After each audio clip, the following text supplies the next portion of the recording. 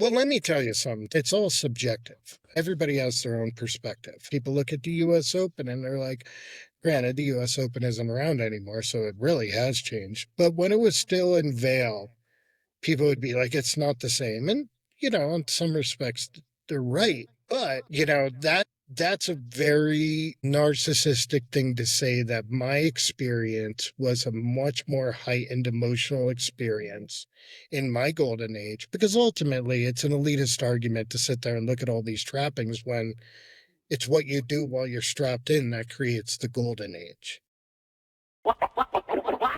Welcome to Going Off, a podcast about snowboard history.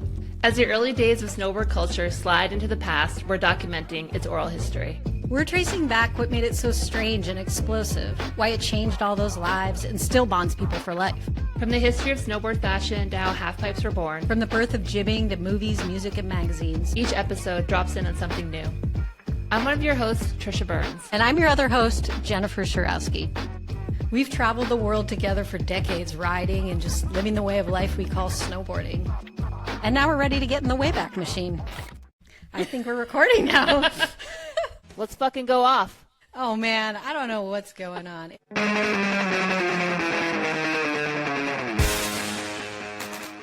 Jennifer Shurowski, what are we going to talk about here today? We're asking a big hot button question today. When was the golden age of snowboarding?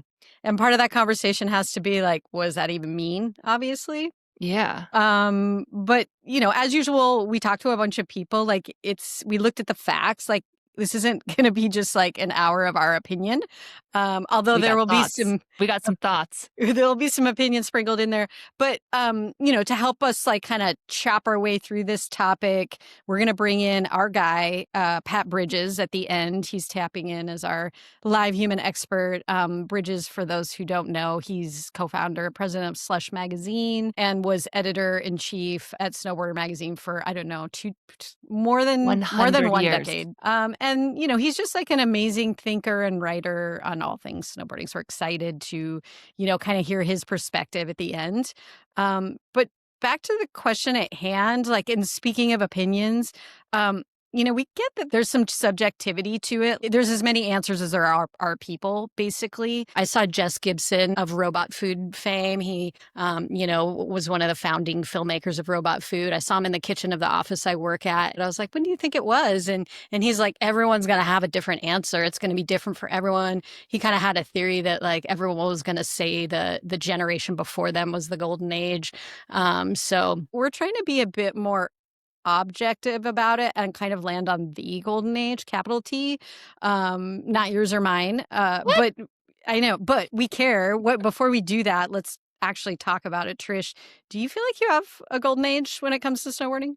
Yeah, I was thinking about it. I mean, for me personally, it's like those early years, like snowboarding I grew up snowboarding at Strat, and that was like a huge spot in the history of snowboarding. It was like a stacked crew. It was like when I was coming up, after I learned how to snowboard, I was like riding with my brother. There was this energy, Seth Neary, Seth Miller, Russell Winfield, like Beth Trombley, that whole like Green Mountain Series crew, and snowboarding kind of like opened the doors for us or for me and just like came alive, and it felt like there's like a lot of groundbreaking stuff. So this is, early to mid 90s, and especially being at Stratton Mountain, those early US Opens, my early US Opens for me, which is like 90, 91, 92, the entire world, it like felt like the snowboarding magazines and videos like came to life in our scene. They'd like roll up, all of a sudden it's like Chris Roach is here, but he's from Tahoe. Like just that it's whole like on your energy. home turf. Yeah, home turf. And I think just that feeling of like new doors, snowboarding was still new. We're still kind of defining what it was. And we were a part of that. And so for me, that feels like the golden age when like everything was new, like groundbreaking. Maybe that's just being 14 years old, but it also felt like that time in the sport, in snowboarding when it was, the first X Games was coming on before the Olympics. Like there was so much newness and decision on where it was going to go. And you were at a really cool spot because, there's been the sort of breadbasket of snowboarding has moved around the country a little bit, or it did. And now I think it's dispersed, but for a while it was in Vermont.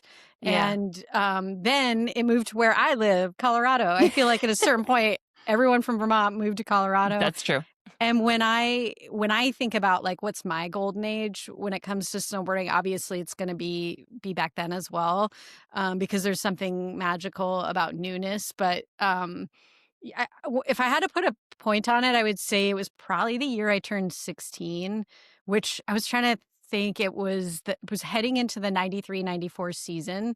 And there was something about being that age, Yeah. where there's like get a beater car and you have a new sense of freedom and you're part of this rad scene. Like it was just a special time in Vail, Colorado, where I grew up. It was like the place to be for a hot minute, like how Yeah. Stratton was. Yeah. And there was like just a special scene there. And they were all old. Like I hung out when I was 16. It was like me and the 22-year-olds and stuff. So it was a lot of older people and I could watch and learn just, yeah, about snowboarding, but about like life and what Life. to care about. And I got to ride with my big sister a lot. And like we Yeah. had a real rad, like with you and your brother, like a rad little crew of like her and her boyfriend and his roommates. We rode every day. So you just felt like you belonged, like you had a posse and those were your peeps. And Yeah, I love that sense of freedom and open and newness. Yeah, I think that's kind of what feels like golden age for a lot of people, whether you're in snowboarding or not.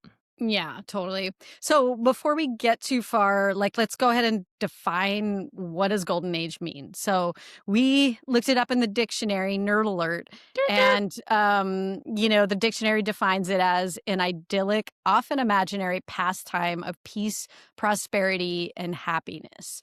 And I think what's interesting is the often imaginary part because it's like, oh yeah, this is nostalgia. There's a bit of a Yeah. golden washing of the past that happens when people like talk about golden ages. That's not necessarily what we want to do. Like we aren't trying to make, and we also aren't trying to make young people feel like shit. Like, oh, you missed You out. missed it. Because that's not exactly fair. But we do think there is a period of snowboarding after talking to a lot of people. Yeah.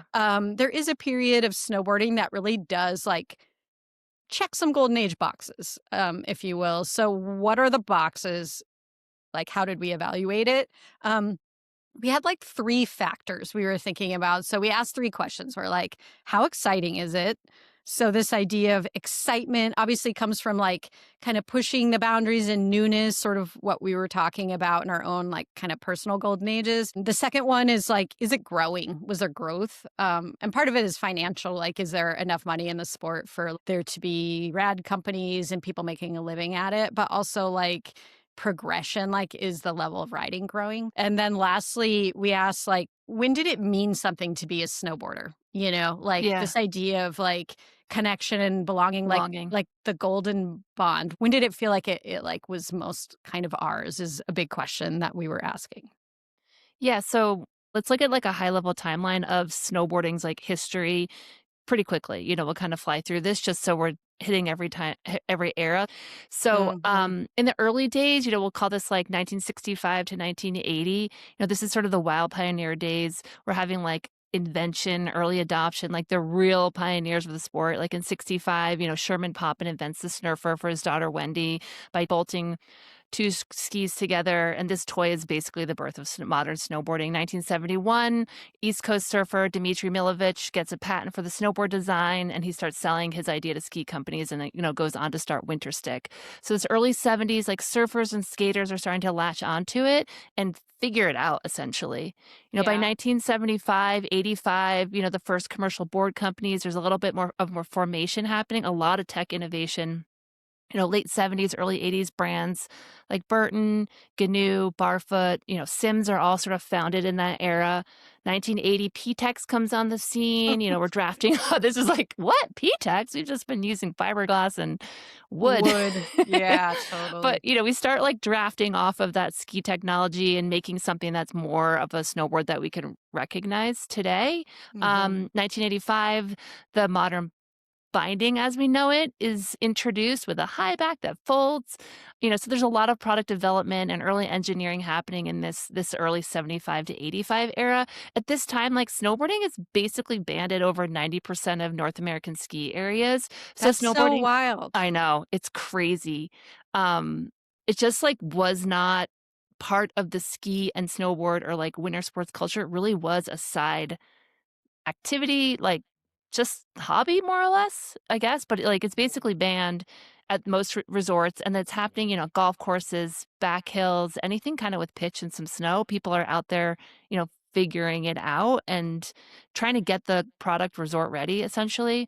The early '80s, there's a few contests. This is when it's like the community is starting to come together around contest innovation. Ski Cooper race, the first snowboard race ever held is, 1981 in April. '82 National Snow Surfing Championships happens at Suicide Six, which is the precursor to the US Open. And in '83, the Tom Sims World Championships. Things are starting to coagulate, come together. Coagulate. Back to that, you were talking about how it was sort of on golf courses. In our episode where we interview Trevor Graves and Scott Klum about this amazing image they made together in 1985, Klum debunks the golf course thing. He's like, everyone always talks about how we were snowboarding on golf courses. He was like, fuck that. There wasn't. We did. Well, he was, I feel like he was trying to say it wasn't steep enough or something. He was like, we Yeah. hiked into the woods and we Yeah, went and yeah. found. So, but he was sort of trying to debunk that myth. I would say, I definitely grew up, on snow days in Connecticut, you would rally out to the golf course and, but you're Yeah. basically pointing it. It's Yeah, definitely you're more going snurfer straight. material, but, Yeah. that is where you get the taste of it, We Yeah. had a tiny hill in our backyard, and we're like, "We're doing it." One turn to the driveway. Yeah, Um well, and you didn't have metal edges, so Didn't why bother matter. turning? Yeah. But yeah, so this late '80s time, resort and early cultural acceptance is starting to happen. Resorts start to open their doors in the early '80s. You could ride at some resorts, but you had to get granted the passive certification to get on the hill, Oh, to man. prove that you could turn or whatnot. 1985, snowboarding hits the mainstream with A View to the Kill. So that James Bond film that comes out and starting to get more eyeballs on it and hitting the mainstream in a very small way. I mean, in a big way, but very niche. And Yeah. then in the late '80s, early magazines are starting to come on the scene. We're creating this scene and this vibe. It's like International Snowboard Magazine, ISM is here, Transworld, and a few small regional zines are in circulation. So it's just sort of very much more pioneer than Golden Age. Yeah. And so as we head into the '90s were sort of calling this explosion of cultural growth and writing progression. And, the '90s is a big decade. So, Yeah. I feel like we've talked about how the early '90s in snowboarding feels so different than the late '90s, just the energy that Yeah. was happening. But, just as if we're lumping it all together, it does feel like it was just this explosion and everything was growing and changing. And, in the early '90s, that was snowboarding was sort of very new at ski resorts. And it was moving from this very niche thing into this widely known thing, as you were mentioning. But we were still really stigmatized at ski resorts and kind of Yeah. stereotyped in culture. Remember getting called a knuckle dragger. What a weird. I wonder who, where, I mean, I guess we're We didn't drag our knuckles. I feel like it was two things were going on. They were trying to relate us to Neanderthal Cro-Magnon man or something, Yes. right? Saying we were lower down on the evolutionary chain, but also snowboarders would drag their hand when they turned or something. So was Well, that without high backs and all that, you are kind of also hanging on. So anyway, that's going on at ski resorts, and we're kind of the second class citizens, and we're reacting against ski culture. So this is Yeah. is nonconformist. It's a nonconformist thing. Also, the birth of jibbing is happening. This idea of the new school movement coming into play in kind of the early mid '90s. The half pipe has a long history, but in the '90s is getting bigger and more Yeah. legit with the pipe dragon. Terrain parks are kind of invented and becoming widespread. So we have Yeah. places that we can kind of call our own. There's an explosion of competitions. You were sort of hinting at Yeah. the beginnings of them, but during this period, there's World 15 Cups, a season. Yeah. OP Pros, the freaking Dance Butterfinger, Triple Crown, the Butterfinger, World Cup what were those Fist. Yeah. called? The AS AST, American The Snowboard Tour. ASTs, I mean, the US Open was like, as you mentioned, in rare form during the 90s, there was like the yeast infection cage. Yeah. There was just the, whatever, Mayhem. eight deep on the deck to view. And, and part of that like explosion of competition is an explosion of progression. Like people going from like, Yeah. if we're talking half pipe, they're going from like 2 feet out to 5 feet out to like lots of feet out. So We're talking just like a 360 won the 1990 like world championships, like, Craig Kelly, right? to Yeah. 95 where it's like 1080s and stuff probably, or Yeah, 900s. totally. Huge explosion in just brands during the 90s, like more than you could even like remember. We'll try We're to gonna remember try. some We're later. gonna try. And then 98, obviously, our first appearance in the Olympics, the X Games is kind of happening. So just so much like it was truly like going from, something very small to something very big during that period. The next era is we're calling early 2000s ish, so 2000 to 2010. This is kind of we're thinking about it like it's the era of the big film star. There's a lot of corporate money in snowboarding, and it's sort of it's grown up into a air quotes action sport. Yeah. There was a huge participation boom. There was 77% participation increase in snowboarding at the beginning of the 2000s, which is wild. Like we almost, if I'm understanding this stat correctly, we almost doubled in size. And, most ski resorts are fully integrated with snowboarding. There's like terrain parks and everything. So, I mean, like with this huge increase in the amount of people doing it, there's just obviously more money in it. And this like kind of financial situation can support, it's a good kind of economic outlook for snowboarding when you can support like 8 big, movie production companies. There's like there's Forum, and they're making like, True Life and things. There's Robot Food, there's MacDog, there's Absinthe, there's Standard, there's Kingpin Productions. So that's not 8, that's more like 5, but still. And then there's Neoproto, there's like the little small ones like Neoproto and Kids Know and all these other ones. So there's like a healthy industry around like kind of making movies. The media is good. There's the full US medal sweep of the Olympic halfpipe in Salt Lake City. So it was like Ross Powers, JJ Thomas, Danny Cass were like first, second, third, Kelly Clark. And just front and center on like mainstream media, like Today in Show. America. Yeah. Yeah, totally. So it was top. Yeah.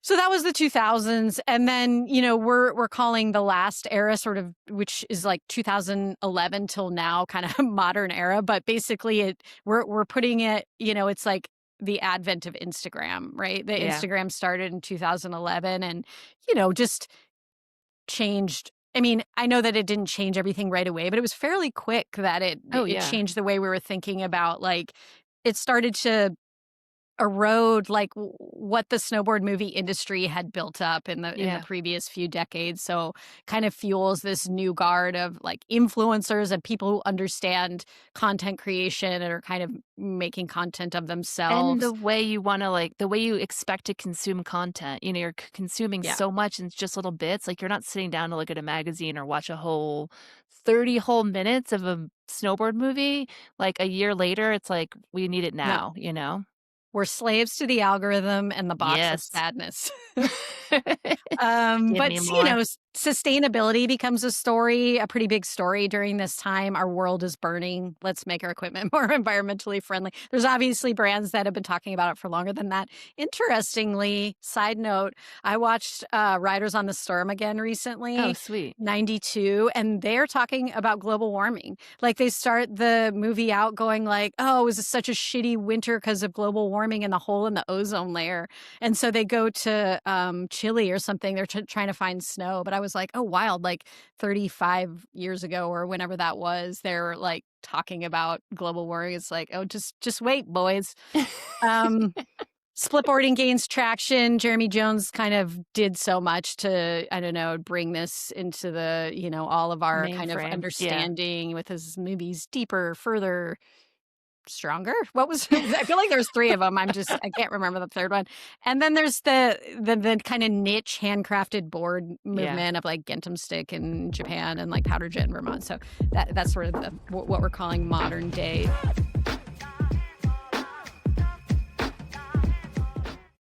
let's just ask the question, when is the golden age of snowboarding? What are we saying? What is going off think the golden age of snowboarding is? And the 27 people we polled in a robust Instagram polling system, it really kind of lands in on this like the 90s are the golden age. But if we had to get more specific, we would say like 93, 94, 95, like that sort of early to mid 90s. But yeah, just for some context about like what's kind of going on in the world between like 93 and 95, in the larger cultural space.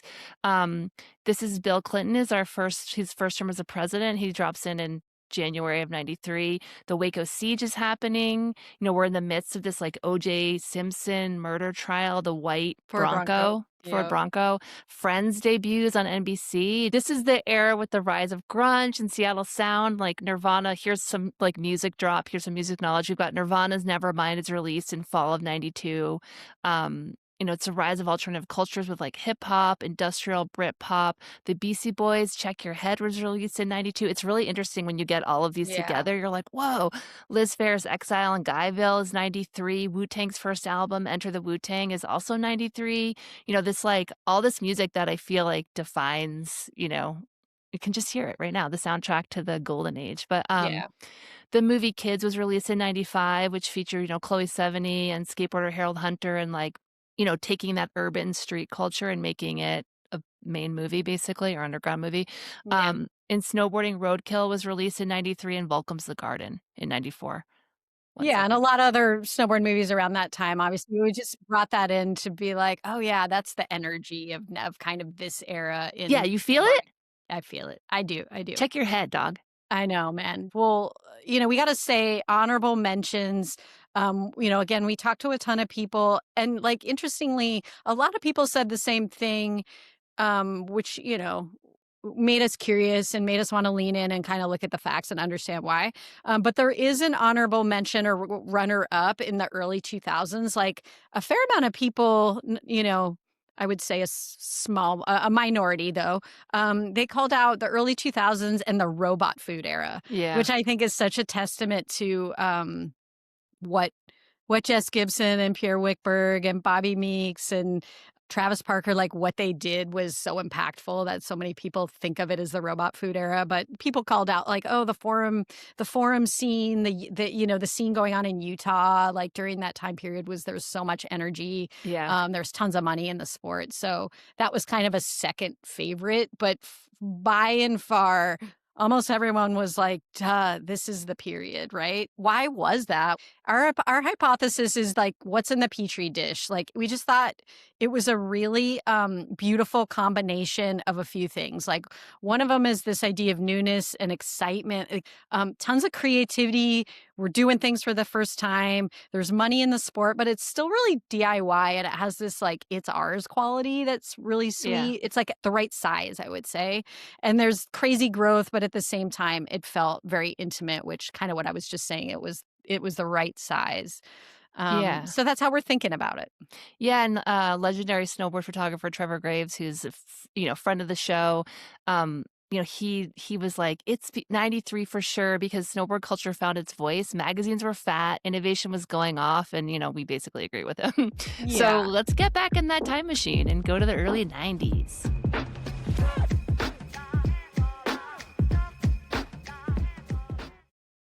So at that time, I feel like this is when you and I were like, I don't know, coming into our own, I would say. And like there was an experience that every snowboarder had during this time where you would like be on the mountain. And this is a testament to how new and niche it was, that like you be on a chairlift and someone will be like, what is that thing? Or like, can you stop that? Or you know what I mean? Like, can that thing even stop? Like, what do you call it? Like, blah, blah, blah. And this was so rampant that Transworld made a t-shirt that basically had like it listed out all the answers to all the like stupid questions that you would get asked when you showed up at a ski resort with a snowboard. And the answers were like, it's called a snowboard. Yes, it's fun. No, it's actually quite easy. Yes, I can stop it and even turn. No, I don't ski anymore. If you remember that, then you know that like it was that new that, you had to answer a slew of questions just to be like, oh, what is that? A ski board? A Burton board? Yeah. So the sense of newness and like freshness that made snowboarding feel supercharged and really exciting for a young person that was not looking to be like everyone else, kind of, because it had this anti-establishment quality to it. Obviously, it's like we're not allowed, and then we're kind of allowed, but skiers hate us. So that kind of makes it interesting and attractive to teenagers or me, I should Yeah. say, and you. Teenage And, Jen. the energy of niche culture at the beginning, like when something's small and it's new, like any subculture, it's really like special when it's all possibility. It's like Yeah. special and magic. And yes, it was transitioning into the mainstream, like late 90s. I think we can kind of all agree it was much more mainstream. But at this period, it still felt like that right amount of niche. Yeah. Yeah, like in the early 90s is starting like the widespread adoption at resorts. Like in 84 and 85, just like that, it was at 40 resorts in the Yeah. US, which is crazy. And then in 1990, there's 476 resorts. So it's like, look at that growth in 5 years. And Yeah. then you take it another 5 years and it's growing, but it's still small, kind of what you were talking about, where it felt like it was still really ours. And if you saw someone at the resort, you were like, yo, we're Oh, gonna be yeah. friends, homie. Yeah. Like how we met at a Yeah. snowboard contest, right? And then I think what was also cool about this era is like big personalities were starting to come into into the snowboarding scene. Part of the ethos of that time, like people who were attracted to snowboarding were really anti-establishment, which you sort of mentioned. And it was fun when we talked to Todd Richards for a half pipe episode. He was saying that like snowboarding was dangerous, man. We had Sean Palmer and that guy was terrifying, which Which 100% is true. agree. If you knew if you were 14 He or got 15 kicked years out of old. Japan, so Um, but yeah, and like in this era, we're making the rules and the path as we went along. And so it really felt like you were part of this like ownership of the small, yeah. small crew of snowboarding. And it just attracted people that wanted that specific thing. Now, like you're saying, it's more like anybody can do it. Yeah, and we've talked a bit about this already, but the idea of like, are you a snowboarder or do you snowboard? And it does feel like back then, if you were snowboarding, most people were snowboarders. Like we identify, it was part of our identity, and we wanted to buy into the whole thing. And it's interesting. I was just reading this article on the New York Times about Gen X and kind of arguing like, are we really the greatest generation because of all like the cultural output? But it was sort of arguing like the way we were brought up was really unique and that we were giving so much independence to Yeah, just like interface with the world on our own because like our parents were working. So they're just like, you walk to school, you feed yourself. One of the other things they were saying was just that there was a much more of a monoculture at that time. It's not like now everything's very splintered off and like nicheified because there's like streaming platforms you can watch whatever you want, and there's like nobody's listening to just the radio anymore, yeah, or like network TV. Like we all had to watch the same thing and have this like shared experience. totally. So it left space, like you could actually have true subcultures that were reacting against that one thing, whereas now it isn't quite like that. Everything is like a weird subculture, sort of. So it's kind of interesting in a way to think Yeah, about. and fleeting. Like everything now is fleeting. There you had like the magazine lasted for a year, each Yeah. episode you looked at like 100 times. Yeah, I mean, totally. episode. Each each, You're calling it an what are they episode. called? Issues. Issues! You I got yeah. issues, dog. It's amazing you can't even think of the word of what the magazine's called. Oh my god. Speaking of magazines, I do want to take a quick moment to quote Pat Bridges from something he wrote in Snow Beach, which is a photo book curated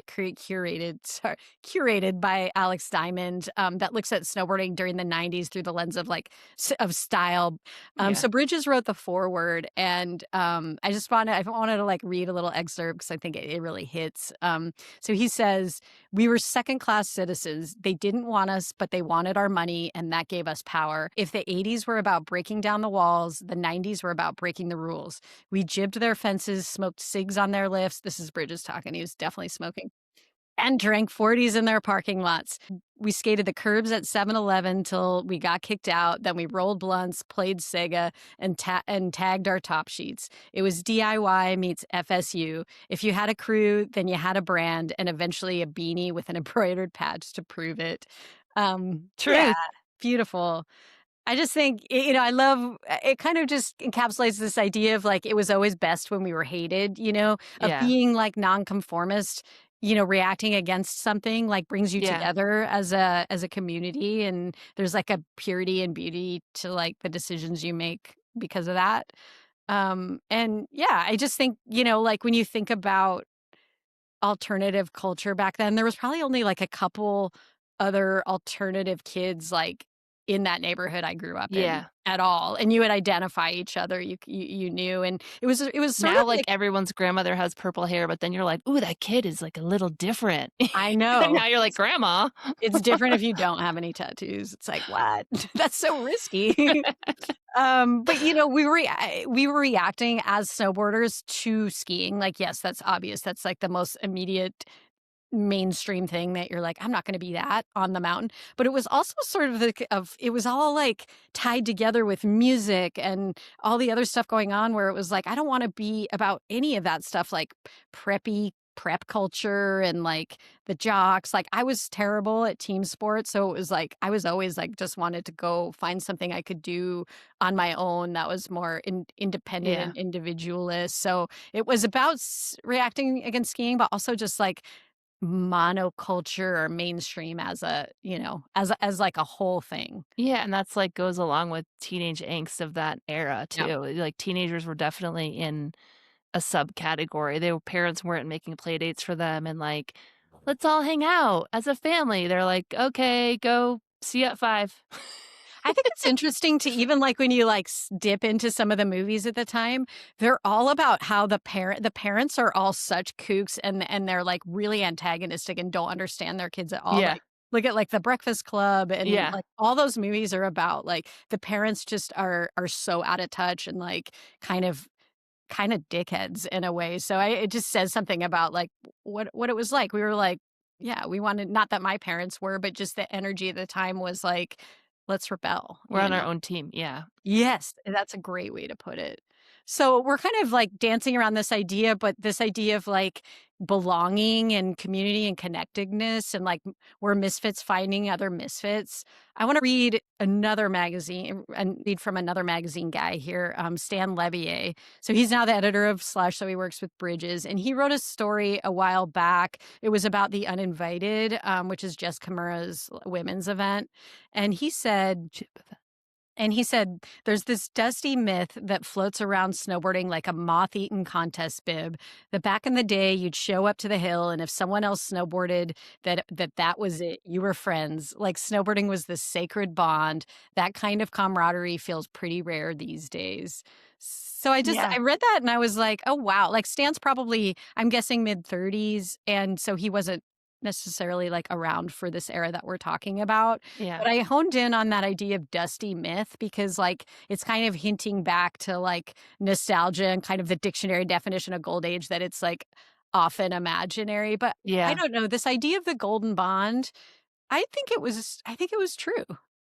Yeah, it really was like that you would show up and find some I mean, that's all my first friends, people that, were snowboarding. I remember seeing like going to an event and seeing Little Boots and like I was like, "Oh my gosh, there's another girl here. Like we're going to be friends." Or like seeing that person riding, you're on the chairlift and they're underneath it and they're snowboarding. You're like, "Okay, we're going to find that kid later and like they'll Yeah. be part of our squad now." It just there was like a real camaraderie and especially I think as a female or coming up in that scene, like having other women in it, there were so few back when we were coming on the scene, like a handful in each region that it felt like when you got together, it was like, "All right, sick."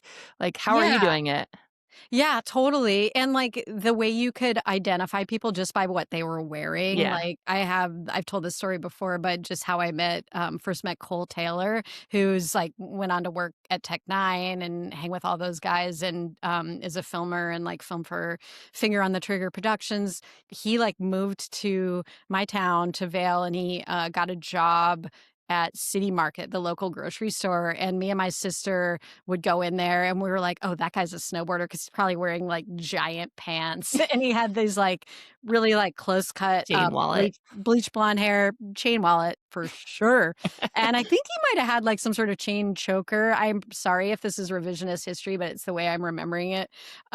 So yeah, we just met him that way, and it was like, oh, and also this is a testament to the time that you'd be like teenagers lurking out at a grocery store because there was nothing else to do in your town, so you'd be like, oh, there's people here, let's just hang out in the parking lot. But anyway, yeah, we like got to know Cole, and then like I ended up dating his friend, and just like just the snowboard scene was small, so you found each other very quickly. Yeah, there are way less people in the scene, and, we have a few stats here. For so, like, 1993, the number of snowboarders was in the low millions or high hundred thousands of snowboarders in the US, in North America. So, that's pretty low because if you think about, like, 2008, there were about 5 million snowboarders in the US, and by 2010, there's, like, 8.2 million in the US and Canada. So it's like a rapid growth after what we're calling the golden age. So it Yeah, really was exponential. small. Yeah, and not too small. Like in the late '80s, it's like Trevor and Scott, that our episode that we did. What was it like to be a snowboarder in '85? There were like, we were asking like who else was doing it on the East Coast, and they're Yeah. like no one. So there's like one guy over in Pennsylvania. So it's big enough that you find your people, and there's actually like culture and scene, but not so big that it's like, ugh, this is commodified and weird. Yeah, and it was also like scenes were way more localized. So you had like the Tahoe scene, you had the Mammoth scene, the Vail scene, the Vermont scene. It wasn't totally globalized where everyone was like you had different style for each scene. Or even each like Northern Vermont, Southern Vermont, New Hampshire, Maine, it was like very different even in such a small cultural region. Yeah, and scenes were tight. I always sort of feel like an adoptive member of the East Coast because I would always go back east and stay with you, and I spent so Yeah, much time there that like I feel like they're my people too. But they it's cool are. the way the like grassroots contest scenes really develop that too. Like the Green Mountain series where you were, the Colorado series where I was, Yeah. like every little area had their own like amateur, snowboard competition series. And that's like, dude, that's how you met everyone, It was like snowboard shop, snowboard events, and then hopefully The half running into pipe someone maybe. at the half pipe or just like running into someone on the lift. Yeah, totally. Yeah, and that like person to person contact was so mandatory. You had to actually engage with other snowboarders to connect and find out what was going on. Yes, there were magazines, but there were small regional magazines that maybe could cue you in on things coming up, but like you really had to like take the opportunity to connect with those people in real time. And like to get sponsored, you had to like talk to a rep or like, go to a snowboard shop and be like, hey, and is there Write a how to like, letter. yeah, write a letter, send a sponsor me tape, hope someone opens your mail in 5 days and then, Yeah, responds back. But it really was way more telephone on a string and person to analog. person than like, yeah. One major thing we have to call out when we're talking about community and how different it was then than now is there was no social media. Yeah. Or even Huge. phones. Like, Or I mean, even phones. Yeah, but like not having a way to connect with people, it forced people out into the world, and it really, you had to be out in the mix and not in your room on your phone, and that was beautiful because every event was just like a cultural explosion. It was a cultural meetup. Like, yeah, there was snowboard contest. It was half about competition, but it was more mostly about just about community. coming together with your people. That was the only place you would see them. So Yeah. fuck yeah, you went to the Colorado Series event, the Good and Fruity half pipe event in Arapahoe Basin or wherever it was. Like, And just how it's the network kind of worked back then where, yeah, you would I mean, I grew up snowboarding at Stratton, and so, you'd roll up to the half pipe and it would be freshly cut, but then brushy, and people from all over kind of just knew that it was happening, even though, no one was like sending out a text or showing a photo. You just kind of like, moths it to the traveled through flame. the ether. It's so cool. And just that person to person, it's pretty powerful. Like, yes, there are ways that social media creates communities worldwide that I don't want to discount, but it is not a replacement for in real life. And I think young people now, like a lot of the data is showing like young people know what they've missed, what they're missing out on, and what they've lost by being like just sucked into their phones for 12 hours a day, like the brain scrambler, they know what they are missing out on. And that's why, I mean, why do you think like nostalgia is so huge in our culture right now? It's like everyone's yearning for a time before the internet because you kind of had to have that person to person thing. Yeah, that's interesting because I also feel like that's some old people shit. Totally, You'd be like, yeah. "Oh, they don't the kids these days, they're not having as much fun as we used to," but I was just reading an article where they were saying young people are more nostalgic for a pre-digital era than people who lived through it, like you oh, and me. So I interesting. think it just shows like they want what we To be had. disconnected or not, Yeah, not always available. like life, much less riding, was just way less formative or not performative at all. You just did it. And we were less distracted, like we didn't Yeah. have a million sort of things to stimulate our dopamine receptors. And so we had this one thing and it meant a shit ton to us. Yeah. Um, One thing we were talking to Kevin Nimick, our friend Kevin Nimick, who's, snowboard retail legend. He works at the Tactics here in Portland, Oregon now, but he like worked at Grenade and, been around for a long time, came out of the Blue Lodge in New Hampshire. He was saying, ask most industry heads, legends, and diehards who've dedicated their lives to this, and you're bound to hear that there was something hitting the youth in that era that locked us into a deeper relationship with it. The size of competitive divisions of 40-plus-year-olds is a testament to this. So he's kind of Yeah, saying, and Bank like, Slalom's like, "Let's go." Yeah, it's yeah, crazy. it's like look at the competitions that matter, like the Baker Bank Slalom, which is like our cultural touchstone in snowboarding, and like the 40 plus age group is where the competitive heat is because there's just so many people that are like frothing Yeah. and still so in it, and that's Same with pretty. the homesick. It's like when I went the first year, it was like Connor Kavanagh, Noah Avalon. These are like youngs. They were in the 17 and under division. And so they competed in the morning. And then the like 40 plus was in the afternoon. And I heard them when I was like walking up the pipe. They're like, what? So many people came out for the 40 plus. I wish they were here when we were going. Yeah, oh my God, I know Like people are like, who cares about the young it's people? like a heavy hitter Um, scene. One other thing about the way like social media has changed like everything is just like pro snowboarders have to be content creators Oh and my like gosh. it is so much work. I was watching this ironically this piece of content a while ago that had like it was about Ed Templeton who's a skater and artist, was in his studio like painting, and Jamie Thomas was in there asking him questions, and Ed was talking about like being a pro skater in the 90s, and he said being a pro was getting a photo in the mag. To do that you only had to skate once a month. So he's like, I would go out with like a photographer once a month, get a photo, boom, and get run. I've like re-upped my pro subscription. And he was like, and then I just spent the rest of the time doing art and doing whatever the fuck I wanted. So I don't know, man, I feel for pro snowboarders now because it's like You have to it's not. constantly churn It's out like, like what's your new, morning yeah. routine? What are your opinions on political issues? Like, it's full on, always on, Yeah, totally.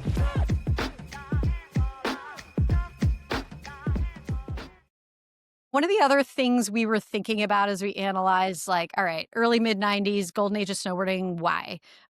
It was a time of creativity and sort of firsts of like no one just sort of showing. If you think of the legends of the day, like the Jamie Lyns, etc., like no one's showing them what to do. They're like sort of creating things as they go, and there's real progression. There's like new tricks being invented, new styles of riding, and that's a really exciting time in any sport. So this idea of like progression of riding, but also like the equipment was changing really fast. Yeah, I mean, the 90s experienced like a huge leap in progression in terms of like the sheer speed and arc of growth right away. Like the equipment, we had the freestyle binding that came out in 1990 with the bone out straps, and that just like and freestyle Oh, boots with like yeah. 2 tongues or like just really flexible, soft. Basically, they were boots, but they worked like sneakers.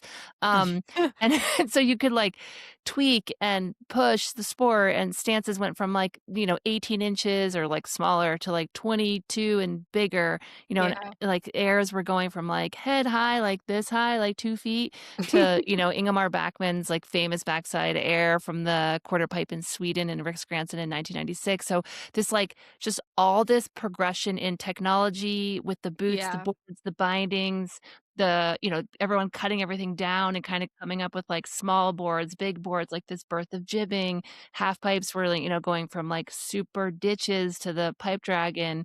And so just like we kind of talked about the explosion of competitions, World Cups, ISF, OP Pro. The US Open was, crazy, huge, Yeah. and like felt like it meant so much and the progression you would see just within that weekend. The Olympics, and we're like building all this momentum, and competitions were the place to be with other snowboarders. And so, we were defining styles and doing tricks for the first time, kind of like you talked about, it's always like once you've seen it, you can do it, and, the rest of the community can do it, but, like, at those beginning, like, even with, like, J tears and the hawk and flip, like, getting upside Yeah. down, like, they were tricks that came from snowboarding, they weren't just grabs that we, commandeered from skateboarding.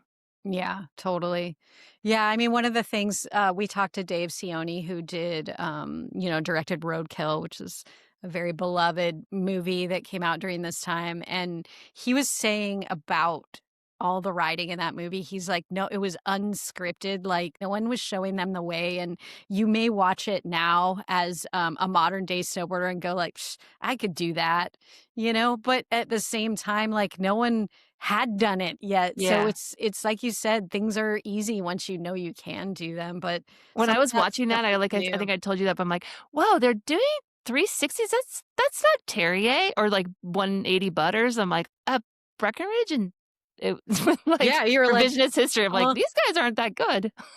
but just yeah, when you kind of look back on it with the lens of like, it had been never been done Never been before. It done, was and they were, like, crushing it and, like, creating a whole new, avenue for snowboarding. And Riders on the Storm was mostly straight airs, honestly, and they were so steezy and rad, and there was, Yeah. like, some insane kinda drops and just lots of pow surfing and stuff, but, like, yeah, to just even start seeing all the technicality of what they were doing in Roadkill was like, "Oh, wow," it's like, one of the reasons obviously we talked about in the episode, but he's like, "I need to put this video out in the middle of winter because by next fall, it's gonna have changed so much, like, it Yeah. will be irrelevant." So just change is happening very fast, and it's not just another rotation kind of progression like how it is now a little bit, Yeah. where it's like, I'm not sure how high we are, you probably know on the rotations. We're definitely over 2160. Yeah, higher than I can count, Like but 7.5 or something. it's the next, oh, what's the next 180? Can we push it one more 180? Which is progression, but it is not creativity. Like creativity would be a new take on, it would be something totally different. So just a different kind of progression and newness happening. I mean, it's kind of interesting now, um, like, the snowboarding now is, like, there's huge rotations, there's so much, but there is this harkening back where the riders are getting rewarded for doing, like, a 1260 versus a 2160, and Okay. kind of with more style or a little bit different, and I think that you were always trying to go back to that time when it was more about style. Yeah, there is like an innocence to it in a way, and like I don't purity is a weird word, but just like a beauty to when you're only going 2 feet out, all you have is style in a way, so Yeah. you better make that trick look good, which is what the Jeff Brushies of the world did, and the John Cardiels, and the like, just these guys that were just style gods. Not that they were going 2 feet out; they were going bigger than that. But just like 3.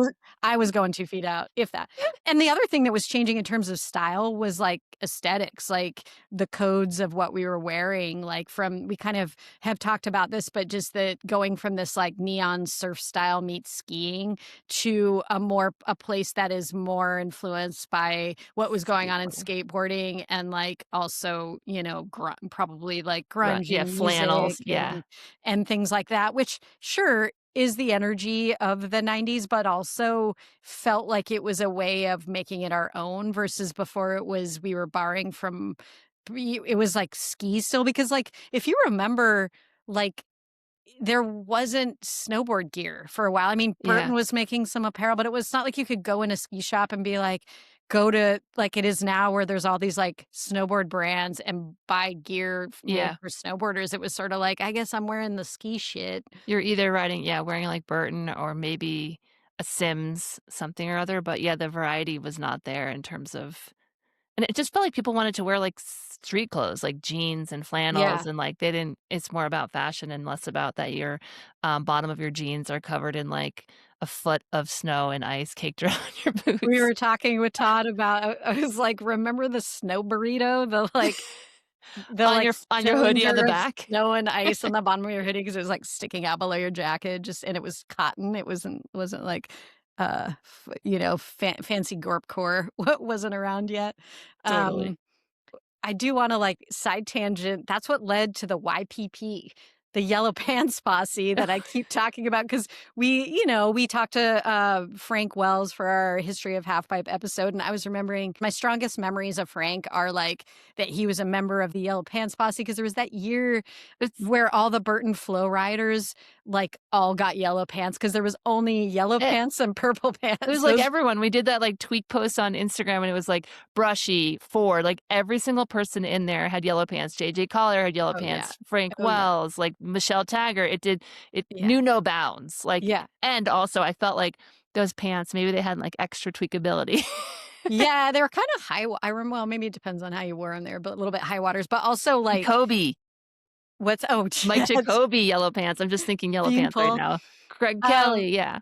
Keith but it Duckboy was Walls. funny because like people wore them without shame. They were Like cool, man. they were cool. It wasn't like everyone else has the yellow pants. This is weird. It was funny. It's like the union binding, like the white union Yeah. binding, It was like you're a like, badge "I'm of on the Burton flow team, holy cow," honor. Yeah. Do you remember speaking of what we were wearing and speaking of 93, 94, do you remember the belt buckle brand 93, 94? Yeah, it was like East Coast, like Frank Knack and Ross Powers and Neary, and that was legendary, and it came out obviously after 93, 94. Yeah, so it was like in the late 90s, like, yeah, like you said, Frank, his brother Lane, and Ross and Seth and Adam Moran and everyone, like they wanted to make a brand. I was talking to Lane about this. He's like, we figured we'd do belt buckles because it was kind of the only thing guys like Ross could wear because they were, Sponsor he had obligations. the head to toe Burton, and then he was going to the Olympics, so it was like he definitely couldn't wear. He was like a belt buckle's not going to compete with any of that stuff. Yeah. But yeah, they called the brand 93, 94, and he was like, it was harkening back to that like golden season of like gauged ears and chain wallets and dreadlocks and flannels and he said pet septum piercings, I think, but it's just Yeah. kind of funny that like already in the late 90s, they're like kind of paying homage to that season like 5 years later, 4 years later, Yeah, totally. And it's cool because like some of those, like we've named a few people, but those greats still hold up today. We talk about like Jamie Lynn, Craig Kelly, Sean Palmer, Terry A. Hawkinson, Barrett Christie, Shannon Dunn, Jana Mayan, like they were big then, and they're the names that people reference back to now a lot. I mean, their careers and spanned a longer period than 93, 94, but just like those eras, I think is when people are thinking of them in their prime. And then like newer next generation pros are less rejects. Like now our pros are more or like our Wait, icons. less rejects? Yeah, they're more polished. Oh, I was like, what does rejects mean? Oh, I'm Like thinking societal rejects, okay. anti-establishment, call it what you will, but they were Okay. less like, you know, rejects of society like snowboarders were. And now Yes. they're more like polished and, Yeah, upstanding. they're athletes now. They're And athletes, yeah. yeah. Yeah, it's funny. Sean Palmer has said it was like he was sort of like modern sort of pros show up and they're around for 3 years and then they kind of, you're like, what happened to that person? And there's a real staying power, like you're saying, Yeah. to some of these names. And I think it's natural, like they're more pioneers, like they're responsible for a lot of the first. So of course, like we're going to reference back to them. But I do think like that time when they were in their heyday, like that does alone feel like a golden era. Yeah. Or just I remember being like on the US team and you would, ask an upcoming person like who's their favorite pro snowboarder and it was always like they couldn't even name people 3 years ahead of them, that had just Oh, retired. And you're like, "Oh, like there isn't that staying power with the newer yes. generation." Because you're not even having time to, like also, let's be fair, like, a lot of brands are selling their legends to us, so there were other amazing people that maybe just didn't have the storytelling power that, like, a big Yeah. brand like Burton or GNU or, you know, kind of put it front and center consistently, even in revisionist history. Yeah, the kind of like unsung heroes for sure. Yeah. Um, Speaking of selling, this idea of like the last thing that really stood out to us about this period of early mid 90s was just the financial accessibility of snowboarding. Like it was snowboarding itself and living a lifestyle in the mountains was cheaper. Like it was Way. like cheaper to live in the mountain town, cheaper to buy the pass. You could live this quote unquote snowboard lifestyle and it was within reach for like a someone who like worked at Subway or washed dishes or whatever. It's like Like a that's what we lifty. all did. Yeah, lifties make no money, but they do get a free pass. So but that's what we all did is just these like odd jobs and like like there just was it was accessible to do that in a way that's just so not now, and the stakes are so much higher now, and I so feel Yeah. for young people because again, there was like an innocence to being able to like go out as a teenager and like get an apartment or whatever it was and find your way out in the world and not have like to all the $5,000 rent for, like, a two-bedroom, 800 square foot place in a mountain town, yeah. where you're definitely not allowed to have, like, 10 people like we would like Oh yeah. I don't know why anyone would ever rent to any of our friends, I don't like, either. It's "Oh, insanity. cool, there's 13 of you and 1 bedroom? That sounds great. Here's the lease." Yeah, I know. It's funny. I was listening to the Bomb Hole podcast interview with Whitey, Rob McConaughey, who did obviously founded Kingpin Productions, and he was talking about this era of early 90s when he moved to Summit County in Colorado. He was just like remembering back to how, like he said, we had no money, zero budget.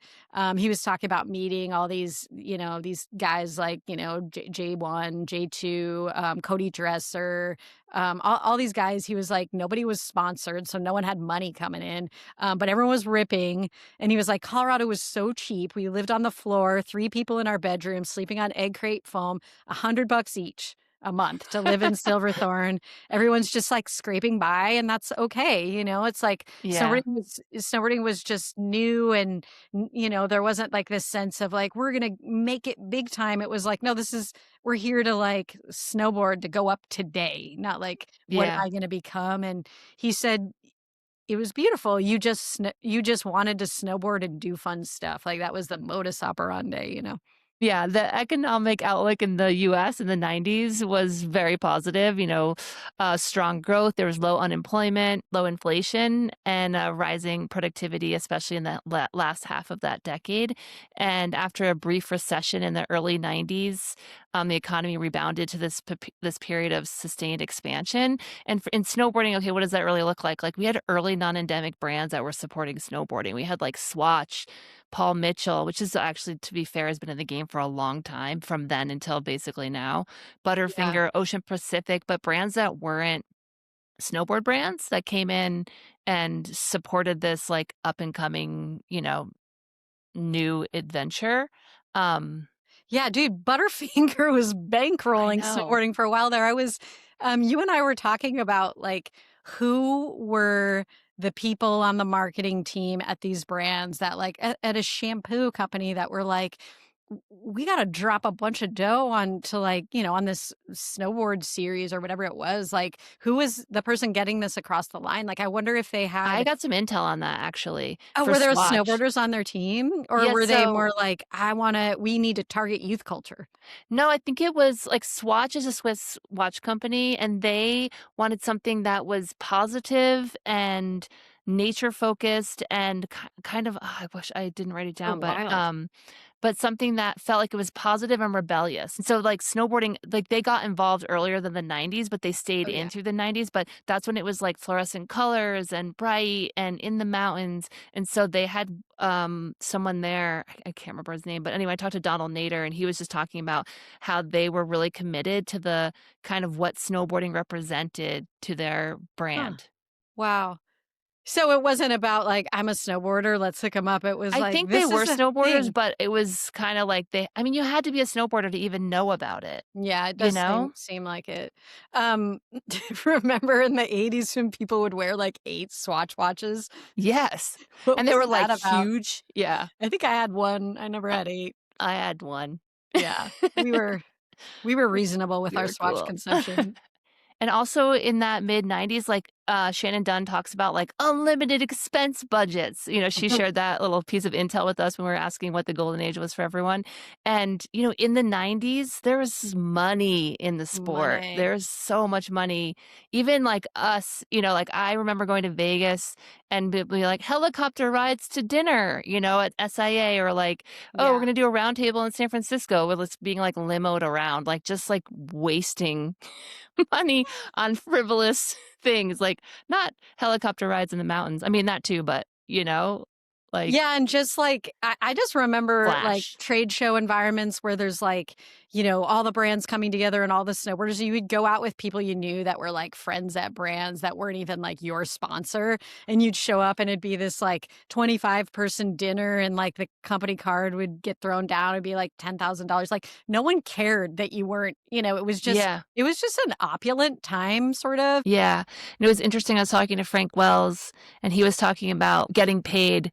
Oh my gosh, I didn't write it down, but it was like $3,000 a month or something to just, Oh, like, right. ride for Keystone, and, you know, there were, like, 8 months a year, and they're just, like, put a sticker on the board and call it good. There was no expectation to, like, do an Instagram video where you're, like, ROI. yeah, like, everything, and it was, like, pre-data, pre-being able to monetize or measure every single thing, and so they kind of brands were just throwing money at it in the form of ads in magazines or contests, like sponsoring contests and just kind of getting money and eyeballs in the scene. I was hearing someone tell a story about the Burton shoots, the Burton like catalog shoots in like the mid 90s and how insane they were, like the amount of money that got spent on them because they'd hire like 5 photographers, 4 Yeah. filmers, their entire global team, and they'd be there for like 2 weeks. And just like you start to realize like the bill just racks up, No one it's cared. no one Yeah. cared. There was no, there was no pinching of pennies going down at that Yeah, and time. then in that time too, it was like this huge explosion of snowboard brands. You know, in 1990, there were like 30 to 50 companies, and that's like including hard goods and soft goods and like up and coming brands. So it's like Burton, Sims, Gnu, Barfoot, you know, Flight Avalanche. And then like skate and surf brands are coming onto the scene, like Ocean Pacific, O'Neill, Mistral, a windsurfing brand. You know, they're coming into the Oh, yeah, market. But by Jay Hunt. 1995, there's 80 to 125 companies. Like, that is so many brands. When you think about it, it's like Lamar, Type A, Joyride, Moro. There's like Twist, Wave Rave, Prom, Minx, Fresh Jive, Dub, Oh, Fishpaw, yeah. like fit, like Snowboard Specific Mitten companies, Tuesday, Titan, Capel, Ton. Like, Remember that brand keep it going, Jen. Ezekiel, was it? Ezekiel. Yes, my Justin brother wrote for Mooney? them. Oh, did he? Oh, yeah, Yeah. and then they made, like, Spare and there was some other brand that they involved. Yeah, there was a lot of, like, apparel brands that cropped up. Balls Jeans, we can't not mention Balls Jeans with a Z. They're like, snow pants that look like giant jeans, and remember the ad? The release companies, Stomp Pads. I mean, it Oh, was like there's money to be Cold as made. Ice, Betty Rides. What else was there? Yeah, I mean, I'm sure we'll continue this conversation in the Instagram chat. But Um, yeah, Ride Snowboards goes public in 1994, founded in 92. So it's like in 2 years, they're like exploding onto the scene. And then Moro goes public the next year. And like, but yeah, then, doing like the big boy financial thing, yeah, I'm like, going what does public. go public mean? Um, Well, I think too, I had heard that like that was always the vision for Ride. When Tim Pogue started, it was like, we're gonna come on the scene, we have this great idea, and we're gonna take it public. Like we wanna go big, yeah. and but then you're answering to shareholders and it's like a whole other, you're at the mercy of Beep. the stock market and it's like, Yeah, maybe that's why, by 2000, it feels like there's a massive consolidation in the yeah, marketplace. And I also think this, like everybody was getting in, there was like that, maybe potentially the Olympic hype, maybe this is going to be something for all these like other brands outside the industry that aren't really connected yeah. so much to like the core of what snowboarding means or connect with that scene. And then it doesn't really hit. The Olympics is like kind of a bust, that first one. And The 91, so yeah. yeah, 1998, it's like, boof. Yeah, totally. And then it's just like the industry can't support all these brands like Joyride, Atlantis, Dub, Type A, like all of these brands went out of business like by 2000, Yeah. sadly.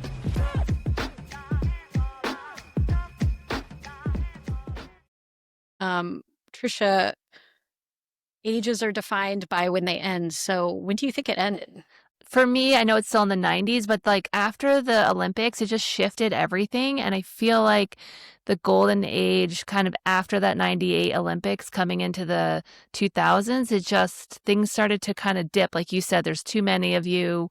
There's like this new energy that isn't grassrootsy and first evers. Yeah, totally. I mean, a lot of people were kind of calling out the first Olympics as the end. So this 1998, we all know wasn't a good representation of Representation. snowboarding in terms of the conditions sucked and things like that. But, it just shined a mass media light on snowboarding. And they brought us in because they needed us because the Olympics was getting old and they recognized, hey, we need some young energy. So they brought us in and then it just wasn't a good stage for us to do our things, but it just changed the sport. There's just like a co-opting of our culture to be mass marketed and sold that yes, that was happening in the 90s too, but I think after the, first Olympics in 98, it really cranked up in earnest and all that corporate money that was in snowboarding in the early 2000s, it kind of made it just a little like it lost its Yeah. edge. And you just like I was saying before, like subcultures are really special at the beginning, but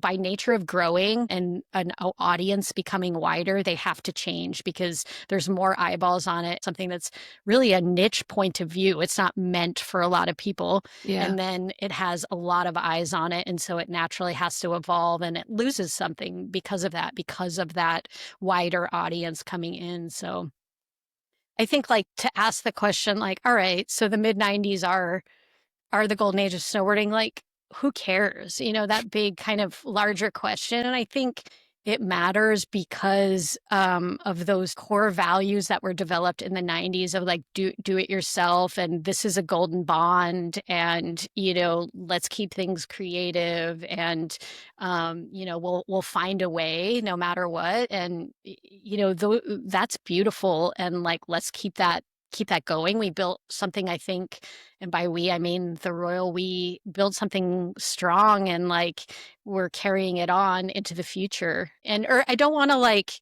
kind of hate on the now because there's so many beautiful things happening in snowboarding now, but a lot of the things are sort of continuing those core Well, values that yeah. we're talking about. It's like the foundation that snowboarding is built on, we feel like was really cultivated. That soul was cultivated in the 90s, i.e. the golden age to us.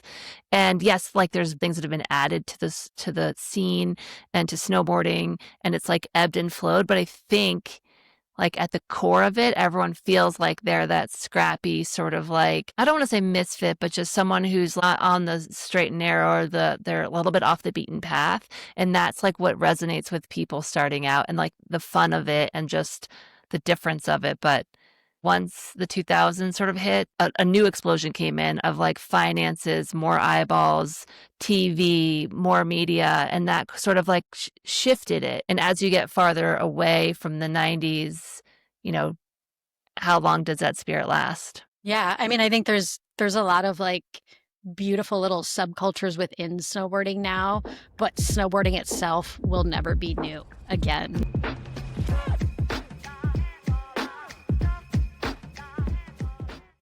Pat Bridges, welcome to the show. It's an honor to have you on. Snowboard-media-luminary. As we mentioned earlier in the show, you're, founder of Slush Magazine. You were editor of Snowboarder Magazine for multiple decades. Am I right about that? We can't forget your time at running East Infection Magazine either. EI is what we prefer to call it. But I mean, ostensibly I was editor, but I had some editors underneath me. I didn't really, pay too much attention to titles. Mm-hmm. Well, when it comes to snowboarding, you've been around almost the whole time, almost. And we'd love to get you on record. If you had to pick a year or like a set of years in history, when was the golden age of snowboarding?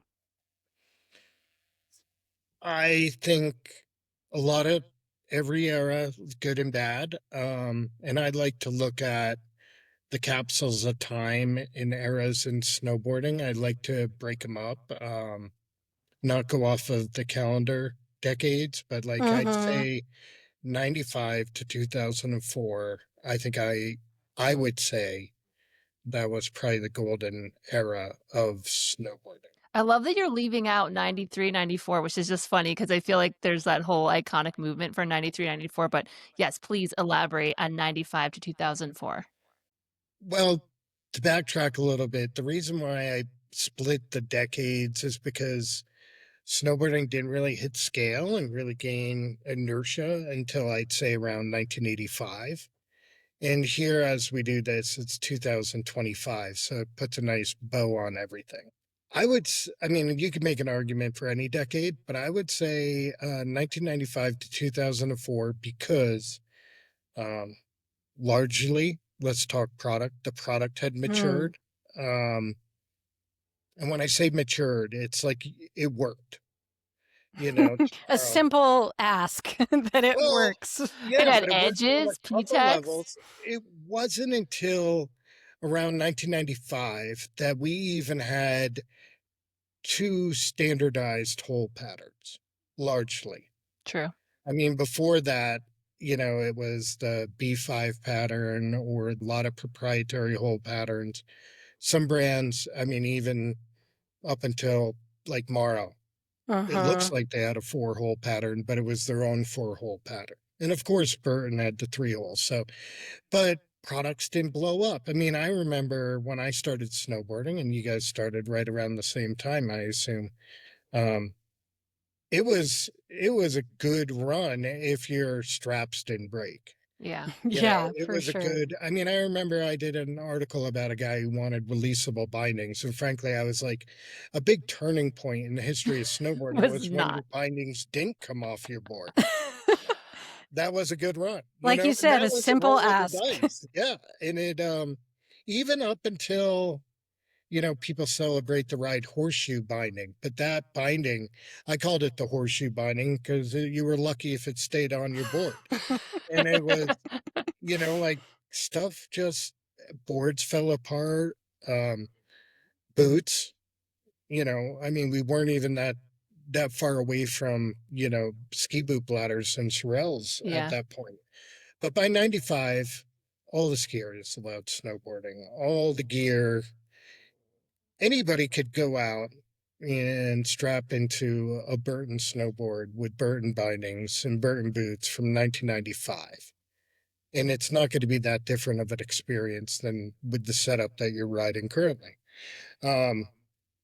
I think that era from 95 to 2004, a lot of things happened in that time period. Half pipes, I think the peak, um, the peak of half pipe, like both, participation and accessibility was the late 90s. I think snowboarding kind of turning a corner and going from, sort of a fringe. People were kind of condescending on snowboarding's legitimacy until like 2002 when Kelly won the Olympics and Ross, Danny, and JJ. And, I spent that whole event with you two, actually. Yes. That was a fun trip.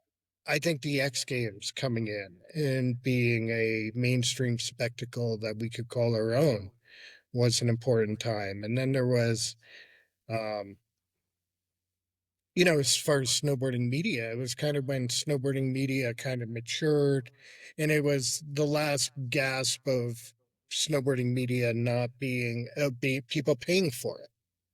When Yeah. people pay for stuff like videos or people pay for magazines, it just bolsters a creative ecosystem of filmmakers, um, and photographers and writers. And those are, just some of the reasons why I think that that was a great time. I mean, snowboard parks were everywhere. And also, it was in that era that snowboard parks got good. Yeah. I mean, before that, every place had a snowboard park. I mean, frankly, a lot of ski areas built half pipes and snowboard parks in the 80s and early 90s so that snowboarders would self-segregate, which is why, you know, every snowboard park was on the fringe of a trail map and had names like, barely in bounds, hard to get to, out of sight, out of mind. A 20-minute traverse, hillside Yeah, traverse gets you there. It's Yeah. in the parking lot. totally. Yeah. And actually is from, in that era, 94, 95 to 2004, that half pipes and train parks were put in front of the base lodge. Like, I would say the big jump in the main park became the Black Diamond of the new millennium, Yeah. and I think pro snowboarders really, and when you watch like events like the X Games or the US Open and the Olympics, it was easier for us to be prideful of what was on display. True. I mean, even pros from the 80s and early 90s would talk about what they'd see on television and say, hey, that's not a fair representation of what we're all trying to do.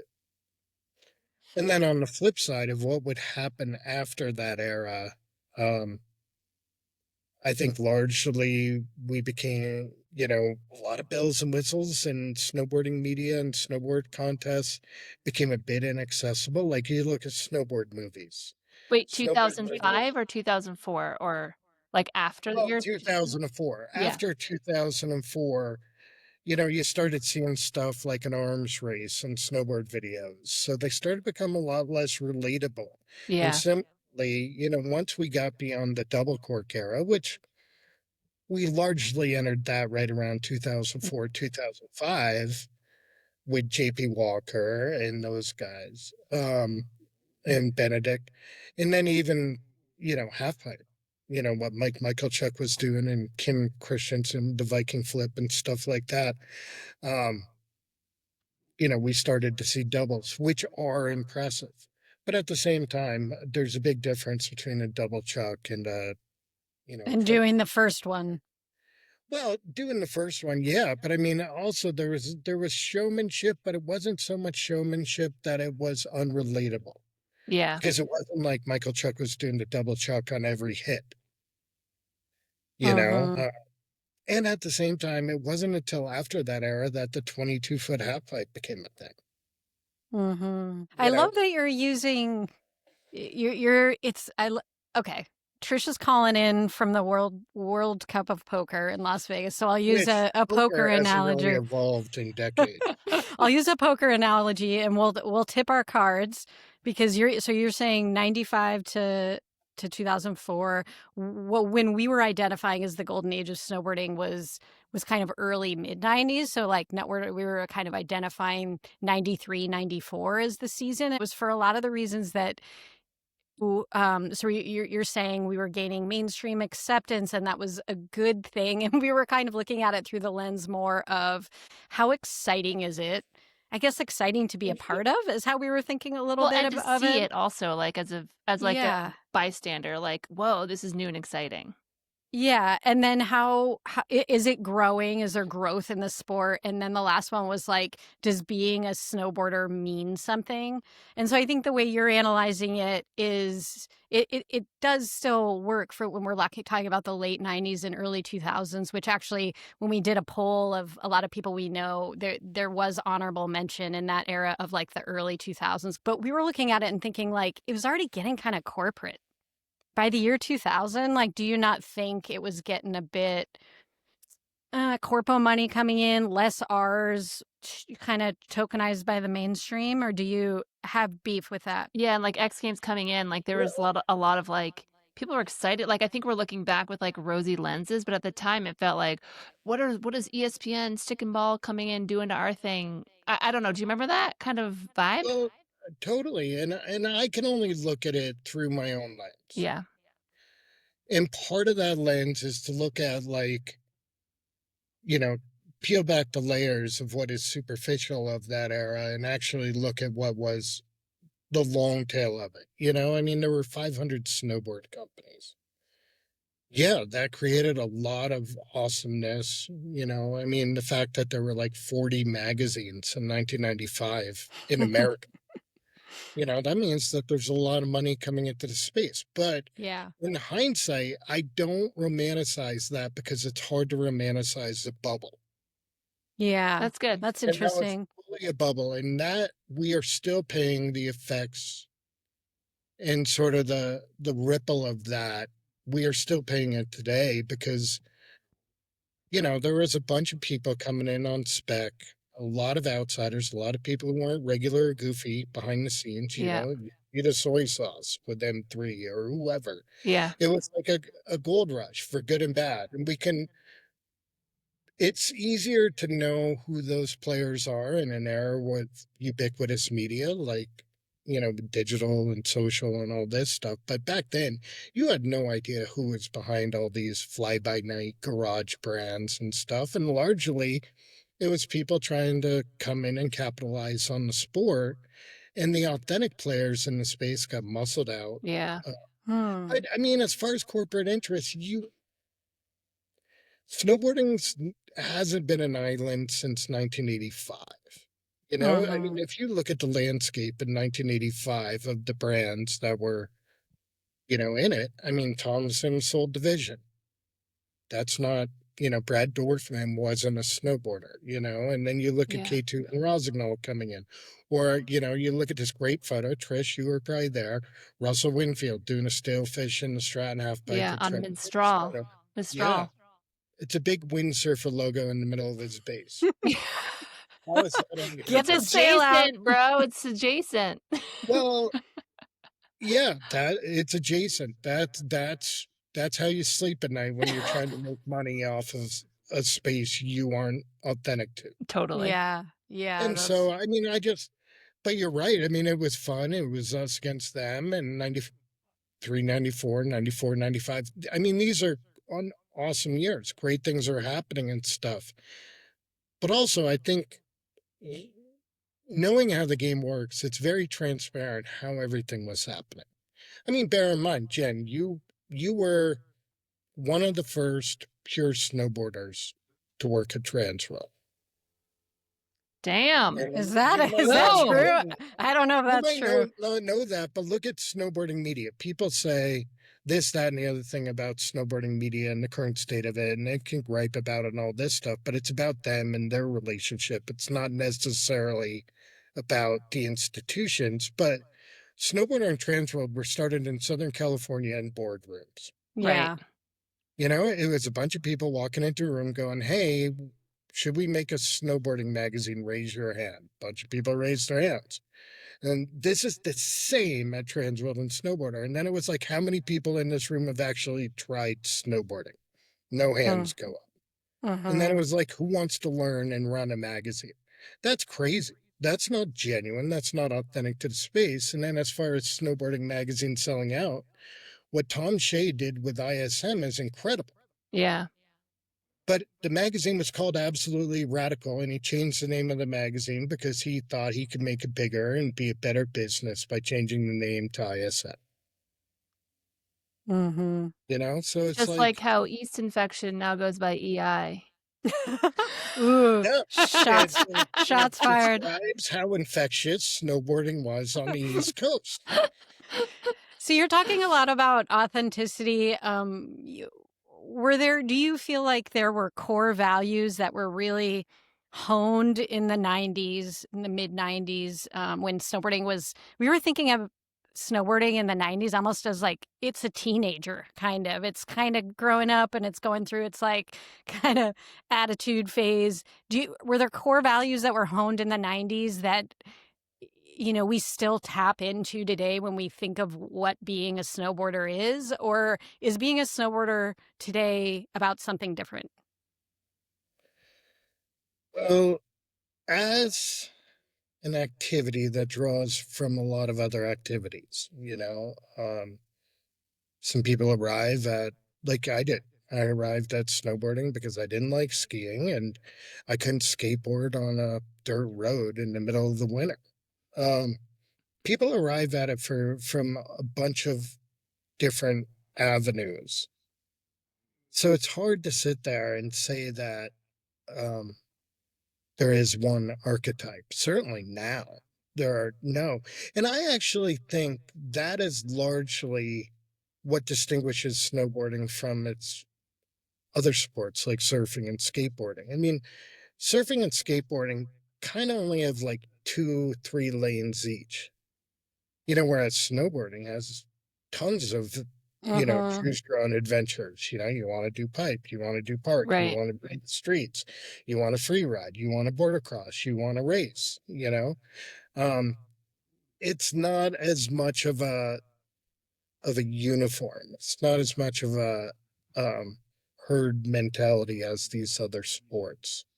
I think largely there's a lot more independence in snowboarding because of that. That's Um, cool. Yeah. and I think a lot of that comes from the fact that we are younger. If you say surfing started in the 50s and 60s, you say skateboarding started in the 60s and 70s, you got to say snowboarding started. It's hard to argue that like 100 people doing an activity in the 70s, maybe 1,000 around the world is a movement, but and it takes a while for that to mature. Let's say, 1980s, snowboarding starts. Sure, by 1994, literally, we would be a teenager. Yeah. Mm-hmm. Teenagers are angsty and stuff. And I think there was a lot of residual baggage from the fact that ski areas were so condescending. And make no mistake, there was very few ski areas looked at snowboarding altruistically. I mean, it was a cash grab for ski areas to allow us in. And it's personal to me because I know my dad selfishly. So when I started snowboarding in 1984, 85, the 2 ski areas I would look out my bedroom window and see didn't allow snowboarding on the slopes. They were Killington and Pico. And so Mm-hmm. my dad would have to drive 40 minutes each way, sit there with his paper while I rode 2 pommel lifts at a place called Sonneberg outside of Bethel, Vermont. And selfishly, he would call up Killington and be like, "Hey, is this the year? Are you going to allow it?" And they said, "We're a ski area, not an amusement park." That's crazy. Wow. And how like disrespectful and condescending is that to my dad? You know, Totally. Right. and stuff, and that creates baggage. But at the same time, I have great friends who are in ski companies, friends who are pro skiers, friends who ski. One of my best friends here in Incline is a skier. But at the same time, I'm on that wall. For snowboarding to grow, we shouldn't lose sight of the fact that the reason why snowboarding grew in the 80s and 90s is because people quit skiing and started snowboarding, Yeah. Mm-hmm. And the fact that in 2025, there are still 3 ski areas that don't allow snowboarding on their slopes, you know, um, there should be some angst about that. It's wild. We were talking about that earlier. Well, now they're, like, leaning into that sort of, like how you'd be like, "We're a snowboard-only resort park," or whatever, and now they're like, "We just do skiing." Like, as if they, like, invented some new idea It's a for, like differentiator yeah, now. yeah, instead of being like a, exclusionary act of Mhm. Well, I mean, I don't know. I think it could be a good thing too, because like I know some people who are trying to buy Alta and turn it into a strip mine now that the big beautiful mill passed. And therefore, I mean, The at least governmental fire sale. we're not losing a place to go snowboarding if we tap into those mineral rights. True. You Do wouldn't you like it anyway, sorry, 'cause there's too much traversing there, so you wouldn't wanna turn it into a strip mine. Okay. Oh, true. People say this about Mad River Glen, and they say this about Alta, is that um, snowboarders wouldn't be able to really navigate the terrain. There's the single chairlift to Mad River Glen. The trails at the top are narrow and all this stuff. But what I find crazy about that argument is I could go to Alta. Let's pretend I never skied. I could go to Yeah, the rental shop, rent a pair of skis, go to the top of either one of those two hills. Do you think that's going to be enjoyable for a first time skier? no. Do you think Uh-uh. that, forget about whether or not they could do it, but they're not going to enjoy it. So, like, all those arguments are like kind of bullshit, you know? Kinda. They're True. totally bullshit. Facts. And yeah, and it's a lot of trolling and a lot of NIMBYism involved in it. All right. Well, I feel like you've done a good job of I don't know, providing a But you're not counterpoint to wrong. our Like, point of view, I 93, guess. 94 was great. It was fun. There is an energy to it. You felt like you were getting away with something. The sport was changing so quickly, and everything was, largely authentic. What do you and Mhm. then, like, 2000 so you're like, once the 2000s hit, it's just too blown out. Not at the beginning. I mean, there were a lot of good things that came with that. Not having to sit there and go to holiday dinners and explain what it is Yeah, you've dedicated your life to. Yeah. There's a certain currency to that. And like I said, being able to have quality product that was, you know, yeah, being innovated, but it worked well. And at the same time, the best, hands down, the best snowboarding photography, the best snowboard videos um, that were resonant came out during that era of 95 to 2004. Yeah, I mean, there's great photos and there's great videos of every era, but not that prolific. I mean, Yeah. and the creatives in the space were so good at that time.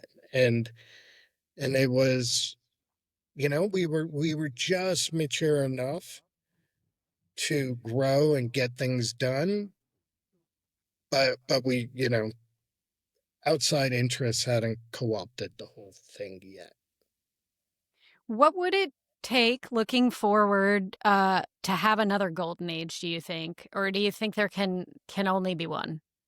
Well, let me tell you something too. I mean, it's all subjective. I mean, everybody has their own perspective, and that's the big thing. Like, you look at like people go back to their college town and are like, this place has changed. Or people look at the US Open and they're like, granted, the US Open isn't around anymore, so it really has changed. But when it was still in Vail, people would be like, it's not the same. And, in some respects, they're right. But, you know, that's that's a very narcissistic thing to say, that my experience was a much more heightened emotional totally. experience in my golden age, because ultimately it's an elitist argument to sit there and look at all these trappings when it's what you do while you're strapped in that creates the golden age, and Mm. it's the places you choose to ride, how you choose to ride it. And let's not forget snow years. But Yeah, even then, Great we point. could all romanticize and say, hey, the snowbanks used to be bigger when I was a kid. totally. Of course, you were only 3 feet tall, You're a shorty. Also, like, but revisionist history where you, like, but amalgamate or combine, like, 7 years into one what we think is 93, 94, it might be 92 92, 96, 2000, but it's like we want to like pull it into one heart-shaped box that fits our golden age. I think everybody's golden age of snowboarding is the age that they were able to enjoy it the most. So everybody's going to have a different answer. And I think the first day I linked turns, the joy I felt is no different than some kid who started snowboarding this year and the first day he linked turns. It's similar. It's like, it's why kids choose to live, kids move from New Jersey to Killington to spend a gap year, to work in the train park, to drive cats. It's it's because it's still fun. I mean, if you've never had a POW day, it doesn't mean you're not going to want to keep snowboarding. And at the same time, like, we lose sight of the fact that this sport started with people hiking on a golf course. I remember Totally. I thought I was me and my best friend were the only two snowboarders in Killington until we showed up at the golf course one day and somebody had put a track there, you know. Mm-hmm. So then we just camped out before the next storm and we beat the guy up in the parking lot. And then it was just two. Go home, kook. Stay on the Well- back nine. But Well, Pat, I think that's a beautiful place to end. Thank you so much for being on the podcast.